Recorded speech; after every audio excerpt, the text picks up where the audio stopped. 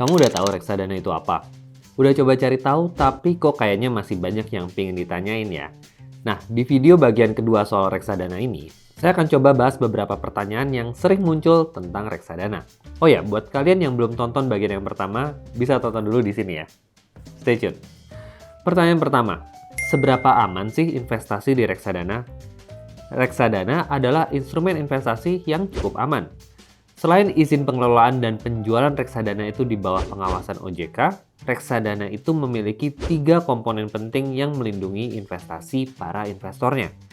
Ketiga komponen ini adalah manajer investasi, bank penyimpanan atau disebut bank custodian, dan terakhir adalah agen penjual. Kita sudah tahu dari video bagian pertama bahwa manajer investasi itu bertanggung jawab untuk mengelola dana investor. Tetapi dana investor sendiri disimpan oleh bank custodian, bukan manajer investasi. Sedangkan agen penjual adalah lembaga keuangan yang menjual produk reksadana. Ketiga lembaga ini berdiri secara independen, sehingga jika amit-amit terjadi sesuatu kepada manajer investasi ataupun agen penjual, investor tidak perlu panik karena dana investasi disimpan dengan aman di bank custodian. Bank custodian ini juga memiliki fungsi administrasi seperti pencatatan transaksi jual beli efek hingga menghitung harga NAB reksadana, sehingga transparansi dan kredibilitasnya terjaga. Pertanyaan kedua, apa saja risiko berinvestasi di reksadana?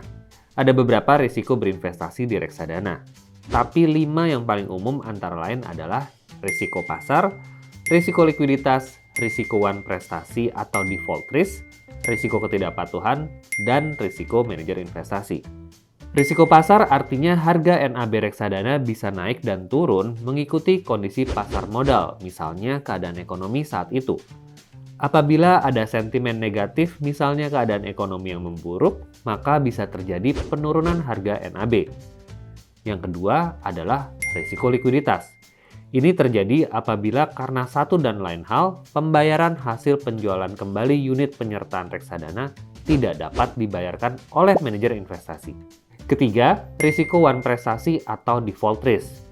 Ini dapat timbul saat salah satu pihak dalam perjanjian reksadana tidak dapat memenuhi kewajiban yang disebutkan dalam kontrak reksadana. Misalnya saat salah satu efek dalam reksadana tidak dapat membayarkan kewajiban pembayaran kupon. Keempat, risiko ketidakpatuhan. Ini dapat terjadi karena adanya praktek yang tidak sesuai pada hukum atau peraturan yang berlaku, sehingga misalnya bisa menyebabkan manajer investasi terkena sanksi atau teguran yang dapat menyebabkan turunnya nilai NAB. Kelima adalah risiko manajer investasi. Ini berarti kinerja reksadana juga tergantung dari keahlian dan pengalaman manajer investasi dalam menganalisa dan mengelola dana investasi.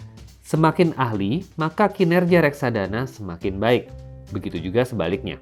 Pertanyaan ketiga, bagaimana cara berinvestasi reksadana yang optimal? Ada 2 cara berinvestasi di reksadana, yaitu dengan cara berinvestasi secara berkala setiap periode tertentu, atau disebut juga dengan cost averaging, dan cara kedua yaitu berinvestasi dengan cara memasukkan semua dana dalam satu waktu, atau disebut juga lump sum. Kedua cara tersebut memiliki kelebihan dan kekurangannya masing-masing.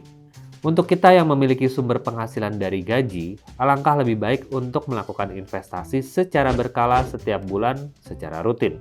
Dengan cara ini, kita akan mendapatkan harga rata-rata karena bisa saja kita membeli saat harga sedang rendah atau tinggi. Sedangkan berinvestasi secara sekaligus atau lump sum, berarti kita berharap harga akan naik setelah kita beli. Resikonya adalah apabila setelah membeli, harga justru terus turun. Kita sudah tidak punya modal lagi untuk membeli di harga yang lebih rendah. Jadi cara yang optimal menurut saya adalah kombinasi antara keduanya. Ada sejumlah uang yang kita investasikan secara berkala, kita sisihkan dari gaji setiap bulannya, tapi ada juga yang bisa kita investasikan sekaligus dalam jumlah besar saat kita menerima bonus atau uang lebih seperti THR. Tentunya dengan melihat kondisi pasar saat itu. Tentunya kita ingin membeli di harga yang murah atau saat harga sedang turun. Nah, semoga dengan video ini kamu sudah lebih yakin untuk berinvestasi di reksadana ya. Selamat mencoba dan salam investasi.